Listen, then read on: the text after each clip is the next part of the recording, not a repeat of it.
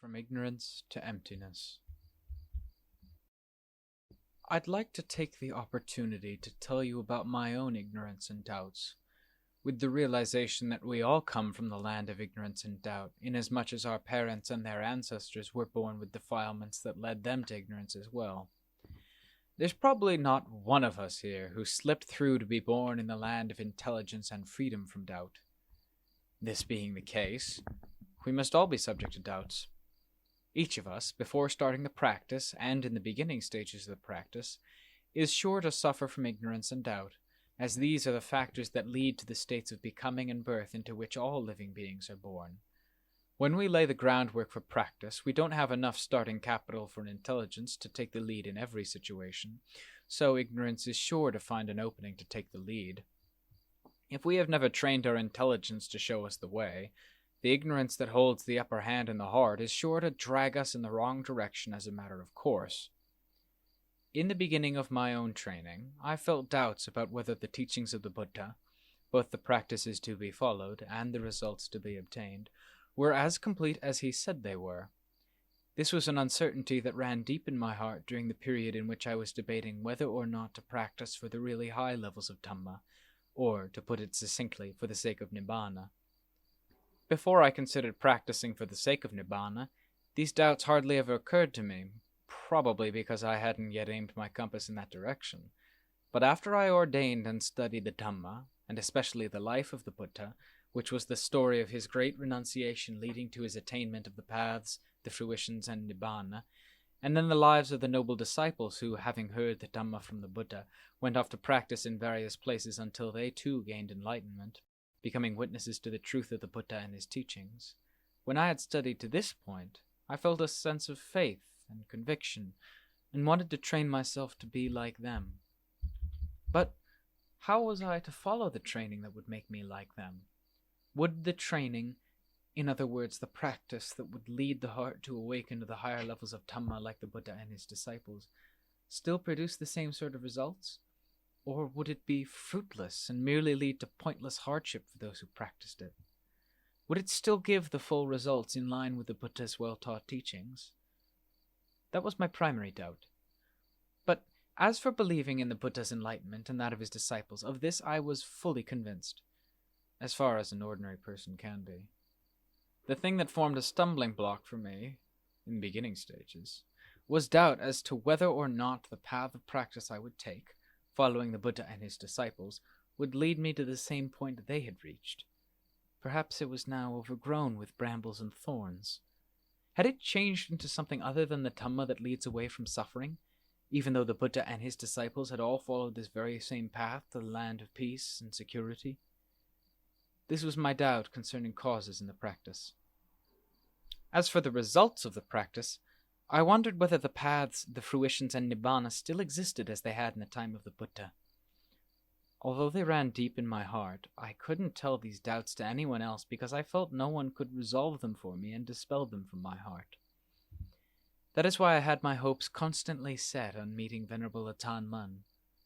Even though I'd never met him before, I had heard that he was a monk of great distinction. By and large, the people who told me about him never spoke of him in terms of the ordinary levels of noble attainments. They all spoke of his arahantship. This convinced me that when I finished my studies in line with a vow I had made, I'd have to make the effort to find him and live under his guidance, so as to cut away the doubts running deep in my heart at that time. I had promised myself that I would complete the 3rd grade of Pali studies first. As soon as I passed the 3rd level of Pali exams, I set out from Bangkok to honor that vow. I got as far as Nakhon Ratchasima, where I spent the rains retreat in Chakrad district. I started practicing for samadhi concentration and was amazed at how my mind developed stillness and calm step by step. I could clearly see my heart settle down in peace. Soon after that, the senior monk who was my Pali teacher asked me to return to Bangkok to continue my studies. He even had the kindness to come after me before continuing to travel further out into the provinces. On the way back, he was going to have me accompany him to Bangkok. I really felt in a bind, so I headed for Udon Thani in order to find Venerable Ajaan Mun. Along the way, the progress I had made in samadhi practice disappeared. I stopped at my home village of Bantad to make a simple umbrella tent, and that was my undoing. I hadn't even spent a full month at Bantad when I began to feel that my mind wasn't settling down in samadhi as snugly as it had before. Sometimes I could get it to settle down, sometimes not. Seeing that things didn't look promising and that I could only lose by staying on, I quickly left. In coming from Nakhon Ratchasima to Udon Thani, my purpose had been to catch up with Venerable Ajaan Mun, who had spent the rains at Wat Nuan Nives, Udon Thani. I didn't reach him in time, though, because he had been invited to Sakan Nakhon before my arrival, so I went to stay on at Wat Tong Sawang in Nong Khai for a little more than 3 months. In May of that year, 1942, I left Nong Khai for the town of Sakon Nakhon, and from there went on to the monastery where Venerable Ajaan Mun was staying at Ban Kuak, Tong Kuam Township, Muang District, Sakan Nakhon Province. When I reached the monastery, I found him doing walking meditation in the late evening dusk. "Who's that?" he asked, so I told him who I was. He then left his meditation path and went to the meeting hall. He was staying in a room there in the meeting hall, and conversed with me, showing a great deal of kindness and compassion for the incredibly ignorant person who had come to seek him out. He gave me a sermon that first evening, the gist of which I'll relate to you as far as I can remember it. It's a message that remains close to my heart to this day. "You've already studied a good deal," he told me, "at least enough to earn the title of Maha. Now I'm going to tell you something that I want you to take and consider.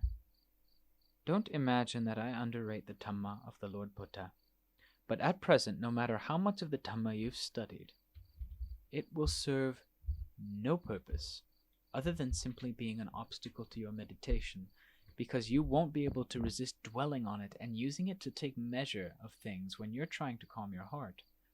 So, for the sake of developing stillness in your heart, I want you to put away the Dhamma you've studied for the time being. When the time comes for it to benefit you, it will all come streaming in to blend perfectly with your practice. At the same time, it will serve as a standard to which you should make the heart conform. But for the time being, I don't want you to concern yourself with the Dhamma you've studied at all. When you make the mind still, or investigate with wisdom, I want you first to restrict yourself to the sphere of the body. All of the Dhamma in the texts points to the body and the mind. But the mind doesn't yet have any firm evidence, and so it can't take the Dhamma learned from the texts and put it to good use. Your mind is fixated on theory in a manner that doesn't truly reflect the way of the Lord Buddha. The Dhamma will be compared with the theory you've memorized, leading you to speculate to the point where you become a person with no solid foundation. I want you to take what I've said and think it over. If you set your mind on the practice without retreating, the day will come when these words of mine will impress themselves on your heart." I felt an immediate sense of faith and conviction in Venerable Ajaan Mun as soon as I saw him face to face that night, both because of my conviction in the Dhamma he was so kind to teach me, and because of the assistance he gave in letting me stay under his guidance. When staying with him, I felt a sense of contentment hard to describe, but also with a stupidity on my own part hard to describe as well.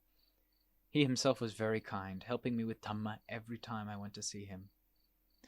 When I first went to stay with Venerable Ajaan Mun, my meditation practice was constantly up and down. For a long time, my heart was reluctant to settle down firmly. The first rains I spent with him was my 9th rains, inasmuch as I had spent my first 7 rains in study, and 1 rains in Nakhon Ratchasima after starting to practice. During that first rains with Venerable Ajaan Mun, there was nothing but progress and decline in my samadhi. After the rains, I went to stay on a mountain for more than 2 months, and then returned to him with my mind still up and down in the same way. I couldn't figure out why it kept regressing, even though I was intent on practicing to the full extent of my ability. Some nights I was unable to sleep all night long out of fear that my mental state would deteriorate, and yet it would still manage to do so. Especially when the mind was beginning to settle down in stillness, I'd accelerate my efforts even more, out of fear that it would regress as it had before, and even then it would regress on me. After a while, it would progress again, only to decline again. When it was up, it would stay at that level for only 3 days, and then slip back right before my eyes. This disturbed me and made me wonder, what caused it to slip back? Was it because I had let go of my meditation object? perhaps my mindfulness had lapsed at that point. So I made a note of this and promised myself that no matter what, I would have to keep my mind focused on the meditation object at all times. Regardless of where I went and regardless of whether I was in or out of samadhi, even when I was sweeping the monastery compound or doing any of my chores, I would not allow my mind to slip away from Buddho. The word I like to repeat is my meditation object. Even when the mind settled down into stillness, as long as I could continue to think of the meditation word Buddho, I wouldn't let go of it. If the mind was going to regress in any way, this was where I would know it. Having taken note of this point and made my promise, I started repeating the word Buddho. While I was repeating it, the mind settled down quickly, much more quickly than it had before. It would drop the meditation word only when it had settled snugly into stillness. At that moment, whether thinking Buddho or not, the awareness of that stillness was in and of itself solidly Buddho. At the point where the mind formed no thoughts at all, the repetition of Buddho would stop. As soon as the mind made a move to withdraw, in other words, as soon as it rippled slightly, I'd immediately start pumping the meditation word back in again as a means of keeping the mind in place. I abandoned my concern for the progress or decline of the mind. No matter what, I wasn't willing to let go of my meditation word. I felt no more concern for how the mind might fluctuate. I simply forced it to be conscious of Buddho. I became aware of my progress only in terms of the heart that had Buddho in charge. That's how I would know. That's the one spot where I'd place my confidence. I wouldn't have to concern myself with anything else. As time passed, the mind that had once progressed and regressed ceased to slide back. This was what made me realize that the reason the mind had kept regressing so often was because of a lapse in its meditation word. Mindfulness must have slipped away at that moment for sure. So from that point on, I kept my meditation word continually in place. No matter where I went or where I stayed, I would not let mindfulness lapse. Even should I be on the verge of death, I would never let mindfulness slip away from Buddho. If the mind was going to regress, this was the only place where I'd try to know it. I wouldn't concern myself with the matter in any other way. As a result, the mind was able to establish a foundation for itself by focusing exclusively on the meditation word Buddho. After that came my second rains retreat with Venerable Ajaan Mun. Before the rains began, my mind felt still and firm in samadhi, with no regression at all. Even then, I refused to let go of my meditation word. I kept this up until I was able to sit in meditation without changing my posture from early evening until the first light of dawn. During my second rains with Venerable Ajaan Mun, I considered sitting in meditation from dusk until dawn as more important than any other method in my practice. After that, I gradually eased off, as I came to see the body as a tool that could wear out if I used it without any sense of moderation. Still, I found that accelerating my efforts by means of sitting all night until dawn gave more energy to the heart than any other method. While I was sitting from dusk until dawn, I gained a clear comprehension of the feelings of pain that arise from sitting in meditation for long periods of time, because the pain that arose at that time was strange and exceptional in many ways. The wisdom that I used to investigate so as to contend with the pain kept at its work without flagging, until it was able to understand the nature of every sort of pain in the body, which, after many hours of sitting, became a solid mass of pain. At the same time, wisdom was able to penetrate deeply to know the feelings of the heart. This practice did a great deal to strengthen my mindfulness, my discernment, and my courage in meditation. At the same time, it made me bold and confident with regard to the future, in that the pains that would appear at the approach of death would be no different from the pains I was experiencing and investigating in the present. Nothing about the pain of death would be so different or exceptional as to deceive or confuse me at the time of death. This was a further realization. As soon as wisdom had fully comprehended the pain, the pain disappeared instantly, and the mind settled down into total stillness. When the mind settles down into total stillness, you could say that the mind is empty, but it's only empty in samadhi. When the mind withdraws from samadhi, the emptiness disappears. From there, the mind resumes its investigations and continues with them until it gains expertise in the proper use of samadhi. Once samadhi is strong, wisdom steps up its investigation of the various aspects of the body until it sees them all clearly and can remove its attachments concerning the body once and for all. At that point, the mind begins to be progressively more empty, but it doesn't yet display a complete emptiness. As long as it hasn't gained total proficiency, images will still appear within it as mental pictures. The images within the heart then begin to fade day by day, until finally they are gone. No mental images appear either inside or outside the heart. This is called an empty mind. This kind of emptiness is the inherent emptiness of the mind that has reached its own level. It's not the same as the emptiness of samadhi. The emptiness of samadhi lasts only as long as we sit in samadhi, but when the mind lets go of the body, because of the power of its mindfulness and wisdom that are fully alert to the internal images, this is called the emptiness of the mind on its own level. This emptiness, gained through wisdom, is lasting. When this stage is reached, the mind is truly empty. Even though the body appears, there's simply a sense that the body is there. No image of the body appears in the mind at all.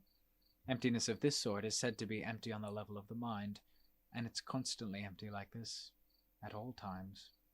If this emptiness is nibbana, it's the nibbana of that particular meditator or of that stage of the mind, but it's not yet the nibbana of the Buddha. If someone were to take the emptiness of samadhi for nibbana, it would simply be the nibbana of that particular meditator's samadhi. Why is it that these two sorts of emptiness aren't the emptiness of the Buddha's nibbana? Because the mind empty in samadhi is unavoidably satisfied with and attached to its samadhi.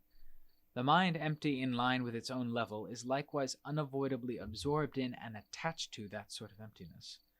The mind must then take that level of emptiness as its object until it passes beyond it. Anyone who calls this emptiness nibbana is actually attached to this emptiness without realizing it.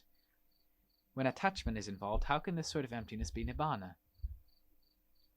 If we don't want to settle for this level of nibbana, we must take a thorough look at feeling, memory, thought, and consciousness until we see them clearly and in full detail, because the emptiness we're referring to is the emptiness of feeling, in that a feeling of pleasure fills this emptiness. Memory recognizes it as empty. Thoughts take this emptiness as their preoccupation. Consciousness is aware of an internal emptiness.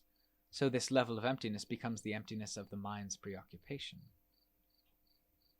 If we investigate this emptiness, seeing it clearly as a mental fabrication, we will open the way by which we are sure of transcending it someday. Investigating in this way, the truth of the mind will gradually reveal itself.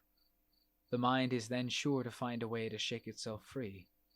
Even the underlying basis for these fabricated things will not be able to withstand mindfulness and wisdom.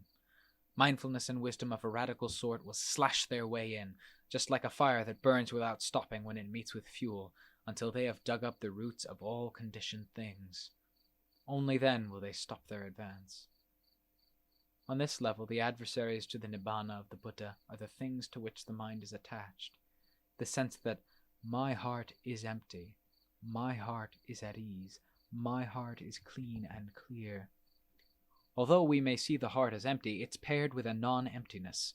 The heart may seem to be satisfied, but it's merely the other side of dissatisfaction. The heart may seem clean and clear, but it dwells with defilement, without our being aware of it. Thus emptiness, ease, and clarity are the qualities that obscure the heart, because they are the signs of becoming and birth.